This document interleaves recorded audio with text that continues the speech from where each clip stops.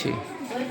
আমরা আজকের বাচ্চাদের বা আমাদের এই সমস্ত ছাত্রীদের আমরা নতুন বছরের বই পুস্তক, খাতা, ব্যাগ ইত্যাদি আমরা সব পৌঁছে দিলাম। আরও যে সমস্ত বাচ্চারা এখনও ভর্তি হয়নি তারা পরে ভর্তি হয়, তাদের বইপত্রগুলো অনিশ্চয়তা, কবে পাবে কিভাবে পাবে তাও অনিশ্চয়তার মধ্যে।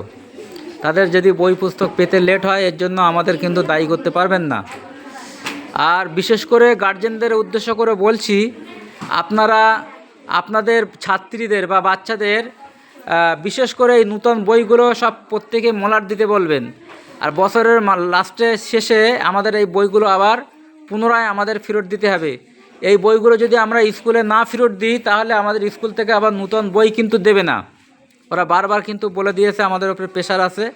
তো সেই জন্য আপনাদের এই বইগুলো কিন্তু আমরা ফেরত নেব, কারণ আমরা প্রত্যেক বই কিন্তু আমরা লিস্ট করে, প্রত্যেক ছাত্রীর লিস্ট করে আমরা দিয়েছি। বছরের লাস্টে আমরা এই লিস্ট অনুযায়ী আমরা আবার বাচ্চাদের কাছ থেকে ফেরত নেব।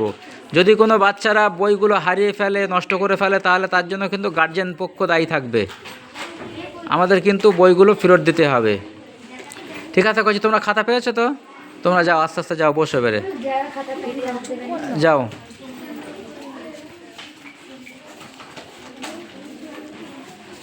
সেই সাথে আমাদের আগামীকাল থেকে ইনশাল্লাহ নতুন বছরের নতুন সেশন পঠন পাঠন আগামীকাল থেকে আমাদের শুরু হয়ে যাবে ইনশাল্লাহ। এখনও অনেক বাচ্চা আমাদের বাড়িতে আছে, তারা কিন্তু আসেনি। সেই সমস্ত গার্জেনদের উদ্দেশ্য করে বলছি, আপনারা বাচ্চা অযথা আটকে রেখে দিয়েছেন বিনা কাজে। অতএব যত লেটে আপনারা বাচ্চা পাঠাবেন তত বই পেতে কিন্তু ওদের দেরি হতে পারে, এবং বই যদি দুটো বই পাবে, একটা বই না পেলেও সেক্ষেত্রে আমাদের বেশি দায়ী করতে পারবেন না। তার জন্য আমাদের অযথা জুলুম করতে পারবেন না। আর পঠন পাঠন শুরু হয়ে যাচ্ছে, যেহেতু নতুন বছর নতুন সেশন, মাঝখানে আসলে কিন্তু বাচ্চা কিছু বুঝতে পারবে না পড়াশুনোর। সেই জন্য আপনারা বাচ্চাদেরকে ফালতু কাজে বাড়ি না দেরি করিয়ে আপনারা মাদ্রাসায় পাঠিয়ে দেন। আসসালামু আলাইকুম, ধন্যবাদ।